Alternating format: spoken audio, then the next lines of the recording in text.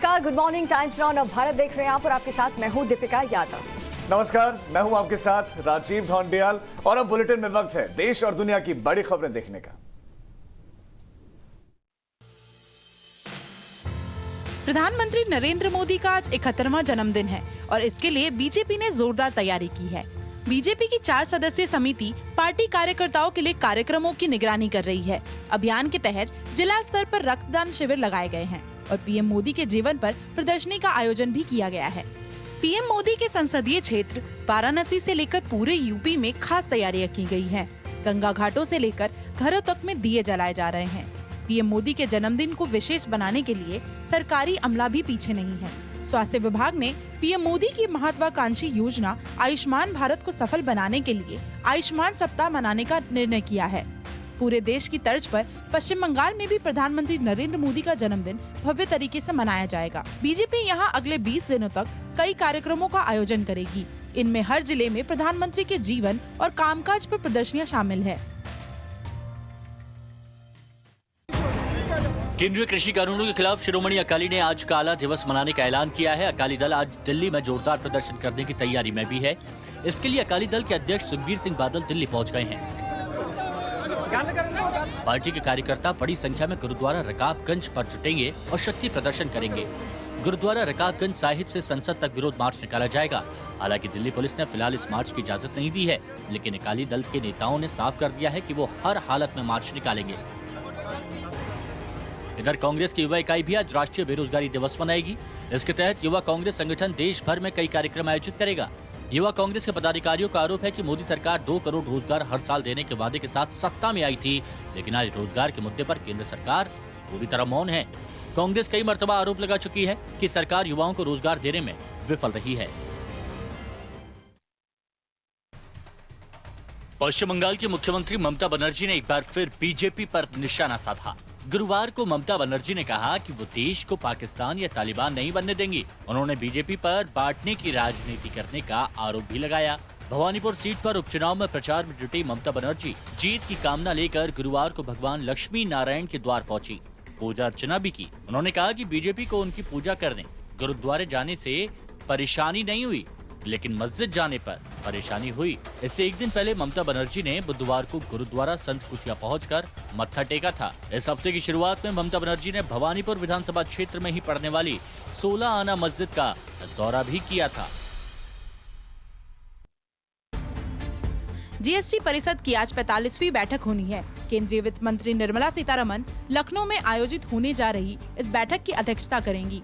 Covid महामारी की शुरुआत के बाद से जीएसटी परिषद की ये पहली बैठक होगी, जो वर्चुअल माध्यम से नहीं हो रही है। बैठक में सभी राज्यों के वित्त मंत्री शामिल होंगे। जीएसटी काउंसिल की आज होने वाली इस बैठक को काफी अहम माना जा रहा है। बैठक में सीएनजी समेत नेचुरल गैस, पेट्रोल, डीजल और अन्य जरूरी मुद्दों पर चर्चा होने की संभावना है। इस साल जीएसटी वसूली में काफी सुधार हुआ है, इसलिए पेट्रोलियम उत्पादों को जीएसटी के दायरे में शामिल करने के लिए राज्यों के साथ बातचीत शुरू की जा सकती है। इसके अलावा बैठक में जोमेटो और स्विगी जैसे फूड डिलीवरी ऐप को रेस्टोरेंट मानने और उनके द्वारा की गई फूड सप्लाई पर 5% जीएसटी लगाने के प्रस्ताव पर भी चर्चा हो सकती है। अगर फिटमेंट पैनल का ये प्रस्ताव पास होता है तो रेस्टोरेंट की जगह फूड डिलीवरी ऐप को सरकार के पास जीएसटी जमा कराना होगा। हालांकि ग्राहकों पर इसका कोई असर नहीं होगा।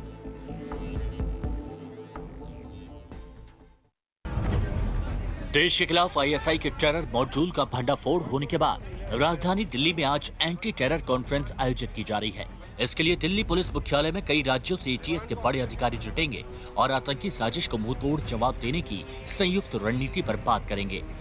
गिरफ्त में आए आतंकियों ने सुरक्षा एजेंसियों के सामने कई खुलासे किए हैं।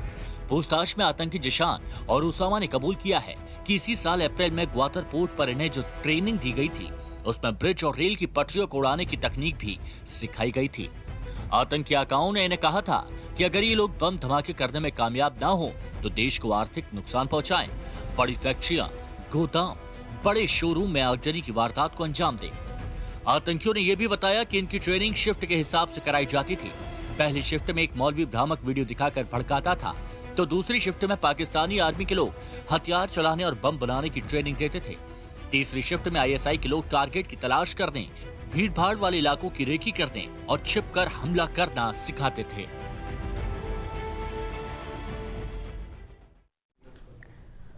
और चलिए अब बुलेटिन में आपको दिखाते हैं राज्य की बड़ी खबरें। देखिए 1 मिनट में अपने राज्य की खबरें। केंद्रीय गृह मंत्री अमित शाह आज तेलंगाना के दौरे पर रहेंगे। अमित शाह का तेलंगाना के निर्मल शहर में एक जनसभा को संबोधित करने का कार्यक्रम है। गृह मंत्री इसके अलावा शहीदों की प्रतिमा पर रामजी गोंड और उनके 1000 अनुयायियों को श्रद्धांजलि अर्पित करेंगे। बीजेपी ने तेलंगाना मुक्ति दिवस के मौके पर इस कार्यक्रम का आयोजन किया है। बीजेपी का कहना है कि ये बैठक निजाम और रजाकारों के खिलाफ लड़ने वाले स्वतंत्रता सेनानियों के बलिदान की यादों में हो रही है।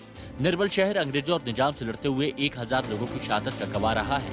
भारत को 15 अगस्त 1947 को आजादी मिली थी, लेकिन तत्कालीन हैदराबाद राज्य को ऐसा करने के लिए और 13 महीने तक तड़पते हुए इंतजार करना पड़ा था। भारतीय संघ में हैदराबाद की तत्कालीन रियासत का विलय 17 सितंबर 1948 को हुआ था। बीजेपी लंबे समय से मांग कर रही है कि इसी दिन को आधिकारिक तौर पर तेलंगाना मुक्ति दिवस के रूप में मनाया जाए। बीजेपी का आरोप है कि सत्ता में आने के बाद टीआरएस ने इस मुद्दे पर अपना रुख बदल दिया है। आज होने वाली बैठक में ये मांग एक बार फिर उठाई जा सकती है।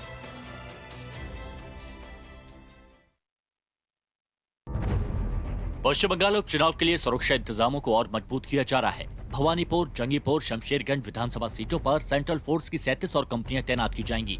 चुनाव आयोग के सूत्रों ने इस बारे में जानकारी दी है। इससे पहले इन तीनों सीटों के लिए सेंट्रल फोर्स की 15 कंपनियों को तैनात किया गया था। अब इन दोनों को मिलाकर सेंट्रल फोर्स की कुल 52 कंपनियां पश्चिम बंगाल की 3 सीटों पर उपचुनाव की सुरक्षा व्यवस्था देखेगी। सेंट्रल फोर्स की एक कंपनी में करीब 100 जवान होते हैं। भवानीपुर, जंगीपुर और शमशेरगंज विधानसभा सीट पर उपचुनाव के लिए 30 सितंबर को वोटिंग होनी है और नतीजों की घोषणा 3 अक्टूबर को होगी। इनमें भवानीपुर सीट सबसे ज्यादा हाई प्रोफाइल सीट है। यहां से टीएमसी सुप्रीमो और पश्चिम बंगाल की सीएम ममता बनर्जी चुनाव लड़ रही हैं। बीजेपी ने ममता को चुनौती देने के लिए प्रियंका चेब्रीवाल को चुनावी मैदान में उतारा है। इससे पहले ममता बनर्जी ने नंदीग्राम सीट से विधानसभा चुनाव लड़ा था, लेकिन यहां उन्हें बीजेपी के शुभेंदु अधिकारी से हार का सामना करना पड़ा था। जम्मू कश्मीर में सरकारी कर्मचारियों को पासपोर्ट लेने के लिए अब विजिलेंस डिपार्टमेंट से क्लियरेंस के रूप में एनओसी लेना होगा। सरकार ने इस बारे में आदेश जारी कर दिया है। इस फैसले का मकसद उन कर्मचारियों को पासपोर्ट जारी करने से रोकना है जो निलंबित, गंभीर आरोपों और जांच संबंधी मामलों में घिरे हैं। अभी तक इन मामलों में पासपोर्ट जारी नहीं करने को लेकर कोई व्यवस्थागत आधार नहीं था। सामान्य प्रशासन विभाग की तरफ से जारी परिपत्र में सभी प्रशासनिक सचिवों और विभागों के प्रमुखों को इस संबंध आदेश जारी किया गया है। इसमें लिखा गया है कि सतर्कता मंजूरी मिलने के बाद ही पासपोर्ट के लिए आवेदन करने वाले कर्मचारियों को अनापत्ति प्रमाण पत्र जारी किया जाए। विजिलेंस डिपार्टमेंट से क्लियरेंस के रूप में एनओसी लेने के आदेश ऐसी रिपोर्ट के बाद आया है जिनमें भ्रष्टाचार निरोधक ब्यूरो के केस के कई आरोपियों को देश के बाहर जाने की बात सामने आई है।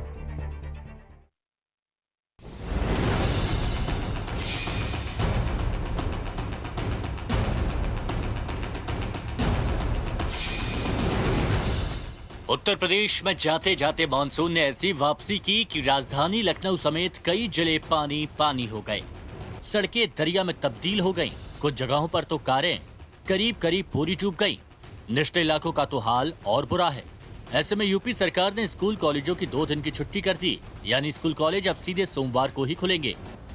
कहीं दरिया दरवाजे पर दस्तक दे रहा है तो कहीं बिना इजाजत लिए ही बेडरूम तक दाखिल हो गया। ऐसे में घर के बाहर तो दूर, घर के अंदर भी जीना मुहाल है। यूपी के करीब 40 जिलों में भारी बारिश हो रही है। ऐसे में कच्चे घरों की दीवार गिरने से 12 से अधिक लोगों की मौत हो गई। लखनऊ में बादल जमकर बरसे। शहर में बीते 36 घंटे में 222 मिलीमीटर बारिश दर्ज की गई। जमीन पर तो लोगों की आवाजाही में दिक्कत हुई ही। लखनऊ आने वाली कुछ फ्लाइट्स को भी डाइवर्ट कर दिया गया। बारिश की वजह से कुछ जगहों पर पेड़ गिर गए जिन्हें हटाने का काम शुरू कर दिया गया है, लेकिन आसमानी आफत अभी टली नहीं है। अगले 2 दिन बारिश की चेतावनी है। लोगों को अलर्ट रहने को कहा गया है। Bureau report, times now Navbharat. Bihar में राष्ट्रवादी समाजवादी पार्टी के राष्ट्रीय अध्यक्ष जुल्फकार अली भुट्टो की गोली मारकर हत्या कर दी गई। गुरुवार को सिवान में 2 बाइक पर सवार होकर आए 4 बदमाशों ने जुल्फकार अली भुट्टो पर गोलियों की बौछार कर दी। हमले के वक्त भुट्टो अपने घर लौट रहे थे। अपराधियों ने बसंतपुर थाना क्षेत्र के शेखपुरा में इस वारदात को अंजाम दिया। घटना के बाद आरोपित मौके से फरार हो गए। जुल्फकार अली भुट्टो बसंतपुर थाना क्षेत्र के शेखपुरा गांव के रहने वाले थे। बताया जा रहा है कि भुट्टो को कई गोलियां लगीं, जिसके बाद मौके पर उनकी मौत हो गई।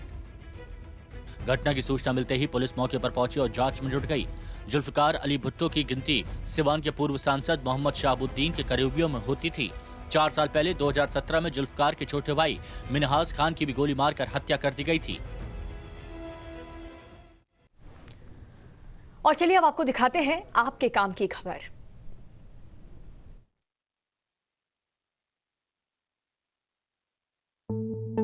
अगर आप सड़क के रास्ते सफर करना पसंद करते हैं तो आपके लिए एक अच्छी और काम की खबर है, क्योंकि अब आपका सफर और भी सुहाना होने वाला है। खास बात यह है कि आपके सुहाने सफर में समय की भी बचत होगी। दिल्ली मुंबई एक्सप्रेसवे बनने के बाद दिल्ली से मुंबई के बीच 24 घंटे का सफर 12 घंटे में पूरा हो जाएगा। देश के सबसे लंबे एक्सप्रेसवे को पूरा करने का काम तेजी से चल रहा है। इस एक्सप्रेसवे को मार्च 2023 तक पूरा करने का लक्ष्य रखा गया है।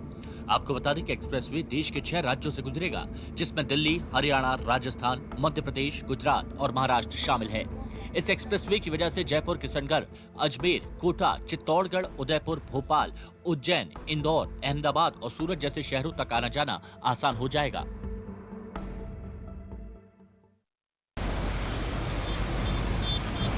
आप अक्सर सड़क पर वाहनों के हॉर्न से परेशान हो जाते होंगे। सड़क पर आगे गाड़ियों की कतार और पीछे से आते वाहनों की पी पॉ चौ सुनकर आपका दिमाग खराब हो जाता होगा, लेकिन अब ऐसा नहीं होगा।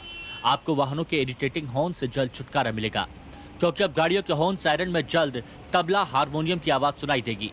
केंद्रीय सड़क परिवहन और राजमार्ग मंत्री नितिन गडकरी ने बताया कि देश में बहुत जल्द गाड़ियों में हॉर्न और सायरन की जगह आवाज तबला, हारमोनियम, बांसुरी और बुगुल जैसे हिंदुस्तानी वाद्यों की आवाज सुनाई देगी। उनका मंत्रालय इस दिशा में काम कर रहा है। जम्मू और कश्मीर के सरकारी कर्मचारियों को अब पासपोर्ट पाने के लिए और अधिक मशक्कत करनी पड़ेगी। दरअसल सामान्य प्रशासन विभाग ने सभी प्रशासनिक विभागों के प्रमुखों को उनके कर्मचारियों के पासपोर्ट को लेकर एक नया सर्कुलर जारी किया है, जिसके मुताबिक सरकारी कर्मचारियों को पासपोर्ट प्राप्त करने के लिए अब विजिलेंस से मंजूरी लेनी होगी। जारी सर्कुलर में कहा गया है कि कर्मचारी के पासपोर्ट आवेदन को लेकर अनिवार्य रूप से नवीनतम सतर्कता मंजूरी प्राप्त करनी होगी। आपराधिक जांच विभाग CID द्वारा किए गए सत्यापन के आधार पर सरकारी कर्मचारियों सहित नागरिकों को पासपोर्ट जारी किए जाएंगे। एक समय था जब गैस सिलेंडर की बुकिंग के लिए लंबी लंबी लाइन लगती थी, लेकिन अब समय बदल गया है। डिजिटल युग में सिलेंडर की बुकिंग करना भी पहले की तुलना में काफी आसान हो गया। अब कोई भी व्यक्ति WhatsApp के जरिए LPG सिलेंडर की बुकिंग बड़ी ही आसानी से कर सकता है। इंडियन कंपनी के कस्टमर LPG गैस सिलेंडर की बुकिंग 7718955555 पर कॉल करके कर सकते हैं। HP के ग्राहक WhatsApp पर 9222201122 पर WhatsApp मैसेज भेजकर अपने गैस सिलेंडर की बुकिंग कर सकते हैं। तो वहीं भारत गैस कस्टमर को 1800224344 नंबर पर WhatsApp करना होगा। नौकरी पेशा लोगों को अगले महीने बड़ी खुशखबरी मिल सकती है। मोदी सरकार 1 अक्टूबर से लेकर कोड के नियमों को लागू कर सकती है। लेबर कोड के नियमों से कर्मचारियों को हफ्ते में 3 दिन छुट्टी का विकल्प मिल सकता है, या फिर हफ्ते में 5 या 6 दिन की जगह सिर्फ 4 दिन काम करने का बेनिफिट मिल सकता है। हालांकि इससे आपके 1 दिन के काम के घंटे 9 से बढ़ाकर 12 घंटे हो सकते हैं। नए ड्राफ्ट कानून में कामकाज के अधिकतम घंटों को बढ़ाकर 12 करने का प्रस्ताव पेश किया गया है। हालांकि लेबर यूनियन 12 घंटे नौकरी करने का विरोध कर रही है। और अब बड़ी खबर का रुख करेंगे। मुंबई के बांद्रा कुर्ला में आज सुबह 4:30 बजे बड़ा हादसा हो गया। दरअसल इलाके में निर्माणाधीन फ्लाईओवर का एक हिस्सा गिर गया और देखिए, इस हादसे में करीब 13 लोग घायल हो गए हैं, जिनमें वहां पर काम कर रहे हैं मजदूर भी शामिल हैं। हादसे में घायल हुए लोगों को इलाज के लिए फिलहाल अस्पताल में भर्ती करवा दिया गया है। निर्माणाधीन फ्लाईओवर का गिर जाना निर्माण की क्वालिटी पर सवाल उठा रहा है, उसकी गुणवत्ता पर सवाल उठा रहा है। निर्माणाधीन ये फ्लाईओवर गिरा, उसकी वजह से 13 लोग अभी जख्मी बताए जा रहे हैं। अस्पताल में उनको भर्ती करवाया गया है और एक हिस्सा इस फ्लाईओवर का गिर गया। जाहिर सी बात है, एक बड़ी लापरवाही यहां पर निकल करके सामने आ रही है। जांच फिलहाल चल रही है, टीम वहां पर तैनात है और ये देखिए, फ्लाईओवर का ये हिस्सा आपको दिखा रहे हैं जो पूरी तरह से टूट गया और इसी हादसे में करीब 13 मजदूर घायल हो गए। यहाँ पे BKC और SCLR रोड को कनेक्ट करने वाले जो ब्रिज है, तो 60 मीटर लॉन्ग एलिवेटेड ये ब्रिज था। इस पे काम चल रहा था और उसका वेट टेस्टिंग वो सब चल रहा था। उसमें रात को अराउंड 4:30 बजे के आसपास ये ब्रिज कोलैप्स हुआ है। फॉर्चुनेटली कोई भी लेबर्स का या किसी का सीरियस इंजरी या डेथ नहीं हुआ है। टोटल 24 लेबर्स काम कर रहे थे, 2 इंजीनियर्स और 2 सुपरवाइजर्स इसके ऊपर काम कर रहे थे एंड फॉर्चुनेटली सब सेफ है एंड 13 लोग they have sustained minor injuries, बाकी सब सेफ है। तो देखिए किस तरीके से एक तरफ तो बांद्रा कुर्ला इलाके में निर्माणाधीन फ्लाईओवर का हिस्सा जा गिरा जिसमें 13 लोग घायल हो गए, वहीं दूसरी तरफ मानखुर्द इलाके में भी हादसा हुआ है। राजीव, बिल्कुल, स्क्रैप यार्ड में भीषण आग लग गई है और ये तस्वीरें आपके सामने है। ये मानखुर्द इलाके के स्क्रैप यार्ड की तस्वीरें हैं और सिर्फ धुएं का गुबार और आग की लपटों की रोशनी आपको तस्वीरों में दिखाई दे रही है। ये सुबह सुबह की तस्वीरें हैं, महाराष्ट्र से खबरें आई हैं। एक तरफ निर्माणाधीन फ्लाईओवर का हिस्सा गिर जाता है, ये अपने आप में बड़ा सवाल है कि निर्माण अभी तो बन ही रहा है, ऐसे वक्त में वो गिर गया। दूसरी तरफ ये मानखुर्द इलाका जहां स्क्रैप यार्ड ये बताया जा रहा है, यहां भीषण आग लगी। किन कारणों से लगी आग अभी स्पष्ट नहीं है। राकेश त्रिवेदी हमारे सहयोगी जुड़ चुके हैं। राकेश, क्या कारण निकल के सामने आया और क्या आग पर काबू पा लिया गया है? जी बिल्कुल, देखिए इस वक्त आग को जो है लेवल 2 डिक्लेयर किया गया है और तकरीबन 8 फायर इंजन और कई दूसरी जो गाड़ियां हैं वो यहाँ पर इसमें लगाई गई हैं ताकि आग पर काबू पाया जा सके। फिलहाल आग पूरी तरीके से बुझी नहीं है, लेकिन फायर ब्रिगेड का ये दावा है कि आग जो है वो फिलहाल काबू में है। वहीं दूसरी तरफ अगर मैं बात करूँ इस हादसे की जिसमें निर्माणाधीन जो पुल है वो गिर चुका है, तो वहाँ पर 25 लोग जो इस वक्त कार्यरत थे, जिसमें कई इंजीनियर सुपरवाइजर्स भी शामिल थे और गनीमत इस बात की गई कि इसमें किसी की जान हानि का नुकसान अब तक नहीं हुआ है। कुल 13 लोग जख्मी बताए जा रहे हैं, जिनमें से 11। राकेश, बिल्कुल खुदा का शुक्र ही मनाया जा सकता है, भगवान का शुक्र ही मनाया जा सकता है कि लोगों की जान नहीं गई जा सकती थी। ये लापरवाही किस स्तर पर किस किस की नजर आ रही? बना भी नहीं है, निर्माणाधीन पुल गिर जाता है, ये छोटी बात तो नहीं और सामान्य बात भी नहीं। निश्चित तौर पर अपने आप में जो कई बार ऐसा देखा गया है कि जो इस तरीके के हादसे होते हैं उसमें भ्रष्टाचार जो है वो सबसे बड़ा कहीं ना कहीं एक वजह सामने आती है और दूसरी जो वजह सामने आती है वो है नेग्लिजेंस। तो ऐसे में मुंबई पुलिस जो है फिलहाल वो देख रही है कि आखिर इस मामले में क्या किसी का नेग्लिजेंस था या नहीं था, लेकिन आखिर में देखिए मामला सरकार से जुड़ा हुआ है। ऐसे में मुंबई पुलिस भी किस हद तक कार्रवाई कर पाएगी, इनसे ज्यादा उम्मीद करना भी जो है वो कहीं ना कहीं समझ की बात नहीं होगी, क्योंकि ये सरकार का एक प्रोजेक्ट है जिसमें ये बीकेसी को एससीएलआर से जोड़ गए हैं। वहां पर इस तरीके का हादसा होता है, अगर किसी की जान चली जाती तो निश्चित तौर पर एक और बड़ा हादसा होता, लेकिन फिलहाल बिल्कुल राकेश, और जैसे आपके पास कोई इन्फॉर्मेशन मिले कि किसकी लापरवाही निकल के सामने आ रही है, आप जरूर हम तक पहुंचाइएगा। फिलहाल राकेश, आपका बहुत बहुत शुक्रिया इस खास जानकारी के लिए। आगे बढ़ते हैं। भारत ने चीन को एक बार फिर से साफ साफ कहा है कि पूर्वी लद्दाख में शांति बहाली के लिए डिसएंगेजमेंट यानी कि सैनिकों की वापसी की प्रक्रिया जरूरी है। जी हाँ, तजाकिस्तान की राजधानी दुशांबे में एससीओ की बैठक में पहले भारत के विदेश मंत्री एस जयशंकर और विदेश मंत्री वांग यी के बीच मुलाकात हुई और समझा जा रहा है कि इस बैठक में चीन और भारत के विदेश मंत्री के बीच अफगानिस्तान के मुद्दे पर भी चर्चा हुई है। इस दौरान भारतीय विदेश मंत्री ने इशारों ही इशारों में पाकिस्तान को लेकर चीन को नसीहत देते हुए कहा कि उसे भारत के साथ अपने संबंधों को किसी तीसरे देश के नजरिए से नहीं देखना चाहिए। तो देखिए काफी महत्वपूर्ण ये चर्चा हुई है, अफगानिस्तान के मसले को लेकर के भी चर्चा हुई है। इस दौरान भारतीय विदेश मंत्री ने इशारों में पाकिस्तान को लेकर के भी चीन को नसीहत देते हुए ये कहा कि उसे भारत के साथ अपने संबंधों को किसी तीसरे देश के नजरिए से नहीं देखना चाहिए। ये बिल्कुल बहुत महत्वपूर्ण पहले डिसएंगेजमेंट को लेकर बातचीत हुई, यानी कि सैनिकों की वापसी होनी चाहिए बॉर्डर पर। चीन ने किस तरह से तनाव बीते कुछ वक्त में बनाया था बॉर्डर्स पर, भारत चीन सीमा पर, उस सभी ने देखा, पूरे विश्व ने देखा और काफी किरकिरी भी चीन की हुई थी। लेकिन इस बीच में अब संवाद, अब डायलॉग चूंकि हो रहा है, तो ऐसे में भारत की तरफ से स्पष्ट नसीहत भी चीन को दे दी गई कि पहले तो डिसएंगेजमेंट बहुत ज्यादा जरूरी है और दूसरा पाकिस्तान की तरफ से वो बैटिंग एक तरीके से ना करें। शिंजॉय हमारे नेशनल अफेयर्स एडिटर हैं, हमारे साथ जुड़ गए हैं। शिंजॉय, बातचीत जो हुई है भारत और चीन के प्रतिनिधियों के बीच में, पूरी बातचीत विस्तार से आप बताएं। हाँ, देखिए पहली बात है डिसएंगेजमेंट, उसके बाद डीएस्केलेशन। डिसएंगेजमेंट अभी भी खत्म नहीं हुआ है। हॉट स्प्रिंग्स में अभी भी चाइनीज सोल्जर्स है, पीएलए सोल्जर्स है, डेप्सांग में भी है, डेप्सांग और कचिन है, वहाँ डिसएंगेजमेंट। उसके बाद तो डीएस्केलेशन है। कई हजार ट्रूप्स पीएलए का हमारे दोनों तरफ है, उसके साथ टैंक है, तोप है, हमारे भी है। तो एकदम आईबॉल टू आईबॉल अभी नहीं है, लेकिन वो छोड़ के भी एक अनकंफर्टेबल सिचुएशन है। इतने हजार ट्रूप्स दोनों तरफ है। डीएस्केलेशन करना है, उसके पहले डिसएंगेजमेंट करना है। ये तो एक बात गया। सेकेंड बात जो है वो जयशंकर साहब ने कहा कि देखिए चीन और भारत नेबरिंग देश है, बड़ा देश है एशिया में। We have to set an example not just Asia but also to the world, ये हम ठीक से रह सकते हैं। बिल्कुल, बहुत बहुत शुक्रिया श्रिंजॉय आपका इस खास जानकारी को हम तक पहुंचाने के लिए। खबरों में आगे बढ़ेंगे, बात करेंगे पीएम मोदी आज वीडियो कॉन्फ्रेंसिंग के जरिए शंघाई सहयोग संगठन यानी कि एससीओ की शिखर सम्मेलन में शिरकत करेंगे। सुबह 11 बजे प्रधानमंत्री नरेंद्र मोदी शिखर सम्मेलन को संबोधित करेंगे।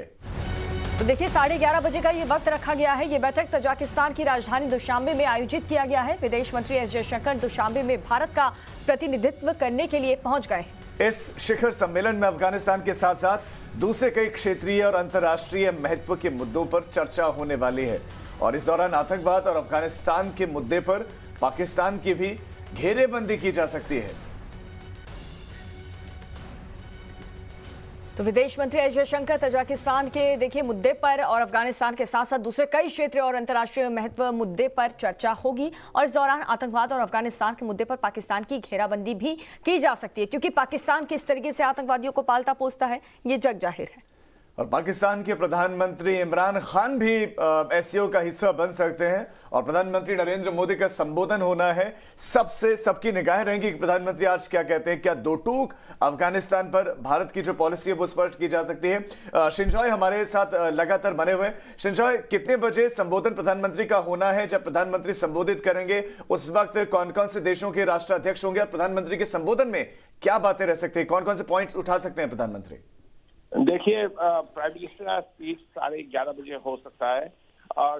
शुरू होना है 11 बजे और सारे देश है, पुतिन साहब हैं, चाइना का शी जिनपिंग है, इमरान खान रहेंगे, सेंट्रल एशियन रिपब्लिक्स में दुशांबे में ताजिकिस्तान का प्रेसिडेंट रहेंगे, कजाकिस्तान रहेंगे, 8-9 देश है एससीओ में। प्राइम मिनिस्टर 3-4 सब्जेक्ट के बारे कहेंगे। एक तो अफगानिस्तान तो आएगा ही आएगा। प्राइम मिनिस्टर जो कहेंगे आतंकवाद एक्सपोर्ट नहीं होना है अफगानिस्तान से और अफगानिस्तान में आतंकवाद का गढ़ ना बन जाए। देखिए, तालिबान का साथ अभी जुड़े हुए हैं अलकायदा, उनका दोस्त है अलकायदा, वो छोड़ के भी मान लीजिए आईएस है, दूसरे है हकारी नेटवर्क तो है ही है और वो छोड़ के लश्कर भी आ सकते हैं वहाँ।